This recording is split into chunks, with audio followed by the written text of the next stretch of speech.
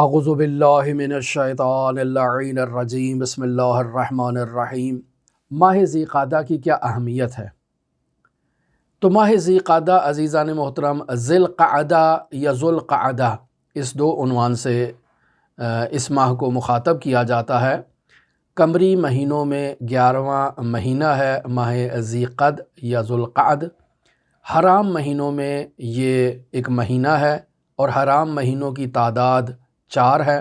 ماہ محرم ہے، ماہ رجب ہے، ماہ ذی قعد ہے اور ماہ ذی الحج ہے۔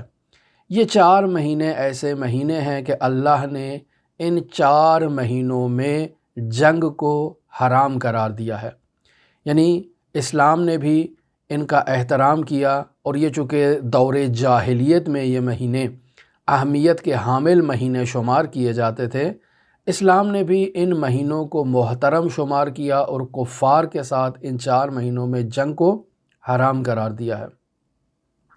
مرحوم مرزا جواد آغا ملکی تبریزی اپنی کتاب المراقبات صفحہ نمبر 301 پر بیان کرتے ہیں کہ اس مہینے میں باقی مہینوں کے نسبت زیادہ انسان کو اپنے دل کی اور اپنے جسم کی مراقبت کی ضرورت ہے اور حفاظت کی ضرورت ہے۔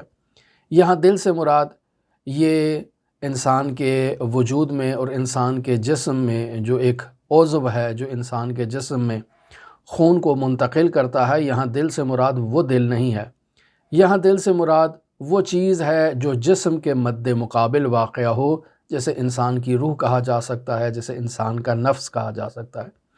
بس انسان کو اپنے نفس کی، اپنے روح کی، اپنے دل کی اور اپنے جسم کی حفاظت کرنا یہ بہت ہی ضروری ہے۔ کیوں ضروری ہے؟ چونکہ بیان کر رہے ہیں کہ یہ وہ مہینہ ہے جس میں اللہ نے کفار کے ساتھ جنگ کو حرام قرار دیا ہے۔ پس جب کفار کے ساتھ جنگ کو اللہ نے حرام قرار دیا ہے تو یہ کیسے ممکن ہے کہ اللہ خود اپنے ساتھ جنگ کو اس مہینے میں حلال قرار دے؟ یقینی بات ہے، جب کافروں کے ساتھ جنگ حرام ہے تو خود اللہ کے ساتھ جنگ کیسے حرام نہ ہو، بلکہ بدرجہ اولا اس مہینے میں اللہ کی مخالفت کرنا، اللہ کے ساتھ جنگ کرنا، یہ زیادہ اس کے سخت نتائج مرتب ہوتے ہیں۔ علی بن ابراہیم قمی صاحب تفسیر قمی بیان کرتے ہیں کہ حرام مہینوں میں اگر انسان گناہ کرتا ہے تو اس گناہ کا جو کتابت ہے، جو اس کی تحریر ہے، وہ 2 برابر لکھی جاتی ہے، یعنی اس کی سزا 2 برابر ہے، دگنی ہے۔